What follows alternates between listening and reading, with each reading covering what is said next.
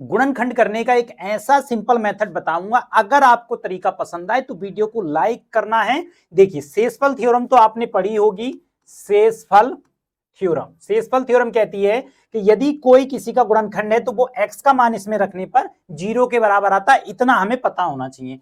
तो देखें, x plus के 1 बराबर 0, अगर ये इसका एक गुणनखंड है तो ये x बराबर माइनस के 1 पर 0 हो जाना चाहिए। पहले चेक करके देख लेते हैं। देखिए, माइनस के 1 की घात कितना हो जाएगा 3, प्लस के 3 माइनस के 1 की घात 2 और प्लस 3 माइनस के 1 और प्लस के 1, इन सबको जोड़ेंगे तो देखेंगे आप लोग 0 आ जाएगा।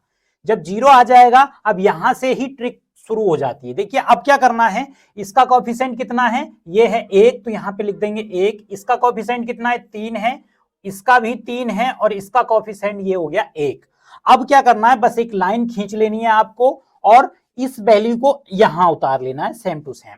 इसकी मल्टीप्लाई करनी है इस वाले मान से, यानी कि इससे प्लस का 1 है तो गुणा करेंगे तो कितना आ जाएगा, माइनस के 1। अब ये माइनस के 1 आप यहां पे रख दीजिए। अब इसको और इसको जोड़ेंगे, 3 में से 1 जाएगा तो कितना बचेगा, 2 बचेगा। ठीक है, अब इस 2 की फिर से इसी के साथ में गुणा करेंगे, माइनस के 1 की गुणा करेंगे 2 के साथ में तो कितना आएगा, माइनस के 2 आएगा। माइनस के 2 यहां पर लिख देना है। अब इनको जोड़ेंगे सिंपली तो प्लस माइनस माइनस हो जाएगा तो कितना बचेगा, 1। इस 1 की फिर किसके साथ में गुणा करनी है, इसी माइनस के 1 के साथ में गुणा करनी है और ये आ जाएगा माइनस के 1। यहां पे माइनस के 1, देखिए इनको जोड़ेंगे तो क्या हो जाएगा, 0 हो जाएगा।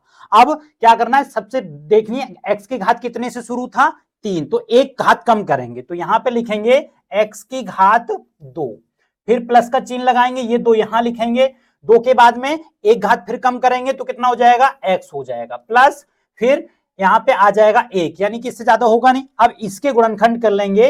गुणनखंड करने का तरीका, एक ही करना, एक एक के ऐसे 2 टुकड़े जो जुड़ के 2 आना चाहिए, यानी कि एक्स स्क्वायर प्लस के एक्स और प्लस के एक्स प्लस के 1 बराबर 0 कर लेंगे। इसके गुणनखंड इसमें से कॉमन और इसमें से भी कॉमन, तो यहां से x और x प्लस के 1, यहां से के इन दोनों में से भी क्या कॉमन ले लेंगे, प्लस के 1, तो यहां से बचेगा x प्लस 1। अब आप देखिए ये दोनों सेम हो जाते हैं तो x प्लस 1 और यहां से x प्लस के 1। अब आप देखेंगे कि इसके गुणनखंड क्या आ गए, ये आगे निकल के।